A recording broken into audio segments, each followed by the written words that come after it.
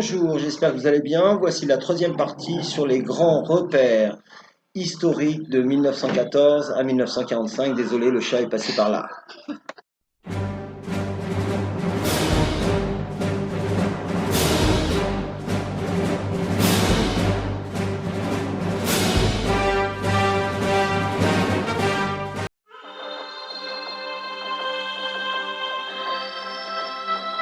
Bonjour, voici donc la troisième partie sur les dates et les notions clés de 1914 à 1945. C'est la troisième partie, c'est sur la Seconde Guerre mondiale de 1939 à 1945. Par contre, si vous n'avez pas vu la première et la deuxième partie, allez voir d'abord la première et la deuxième partie. Donc, tout d'abord, cette chronologie pour voir les dates que vous devez connaître. La première date, c'est le début de la Première Guerre mondiale, c'est l'invasion de la Pologne par l'Allemagne, l'Allemagne qui avait déjà fait de multiples agressions, des annexions comme l'annexion de l'Autriche et les démocraties qui étaient restées passives. Eh bien, le 1er septembre 1939, c'est l'invasion de la Pologne alliée, qui a une alliance militaire avec la France et l'Angleterre. La France et l'Angleterre vont donc rentrer dans la guerre. C'est l'engrenage des alliances, comme dans la Première Guerre mondiale. Ensuite, deux dates propres à la France. C'est tout d'abord l'appel du général de Gaulle à la résistance de Londres à la BBC et la signature de l'armistice par le maréchal Pétain. Donc, l'appel du général de Gaulle, c'est le 18 juin 1940 et la signature de l'armistice par le maréchal Pétain le 22 juin 1940. Ensuite, on va passer à la mondialisation du conflit. Et cette année 41, c'est donc le tournant de la guerre. L'Allemagne, après avoir conquis toute l'Europe de l'Ouest, va rompre le pacte de non-agression que vous pouvez voir au début de la chronologie. Hitler avait signé un pacte de non-agression avec Staline le 23 août 1939. Il va décider l'invasion de l'URSS le 22 juin 1941, que vous pouvez voir sur cette carte. Il va arriver aux portes de Moscou. Et vous voyez, pour retenir la date, c'est assez facile puisque 22 juin 1941, c'est un an après la signature de l'armistice le 22 juin 1940 par le maréchal Pétain. Deuxième tournant dans cette Seconde Guerre mondiale, c'est l'attaque japonaise sur la base américaine de Pearl Harbor à Hawaï, et c'est le 7 décembre 1941. D'ailleurs, vous pouvez voir sur cette chronologie que pourquoi 41, c'est le tournant de la guerre, parce qu'il y a une mondialisation du conflit, et de 1939 à 42, on n'a que des victoires de l'Axe, et de 42 à 45, que des victoires des Alliés. Alors justement, on va passer à une autre date que vous devez connaître, puisque c'est le début de la libération du territoire français, avec le débarquement en Normandie le 6 juin 1944, qui va amener la capitulation de l'Allemagne le 8 mai 1945, mais les Japonais continuent la guerre et les États-Unis d'Amérique vont décider d'utiliser pour la première fois l'arme nucléaire. Tout d'abord, le 6 août 1945 sur Hiroshima, une bombe fera 70 000 morts.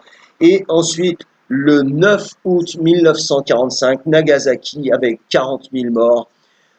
Le Japon capitulera le 2 septembre 1945.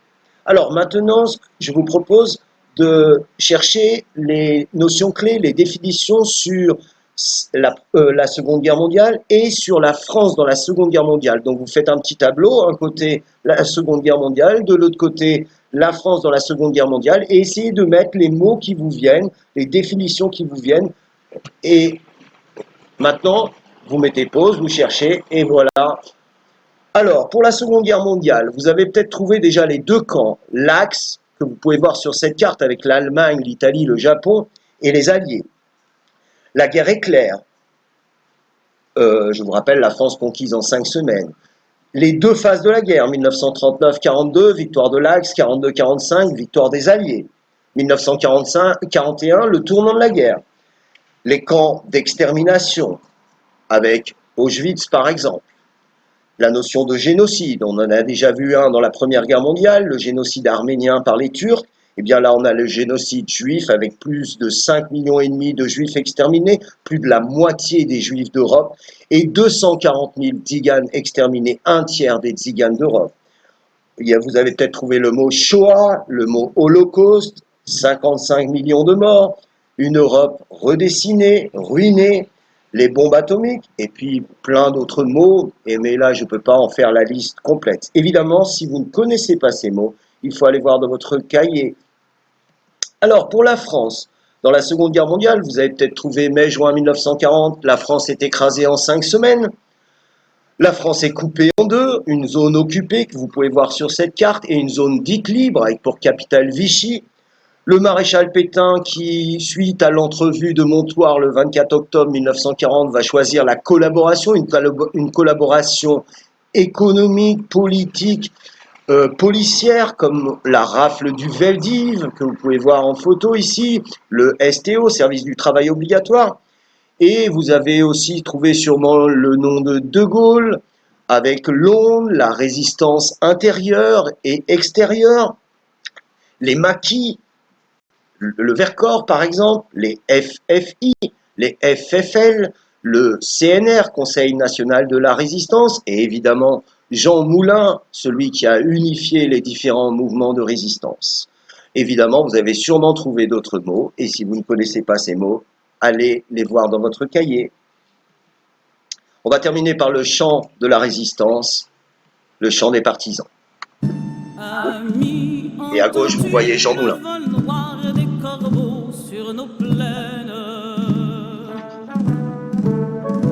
Amis, entends-tu ces cris sourds du pays qu'on enchaîne?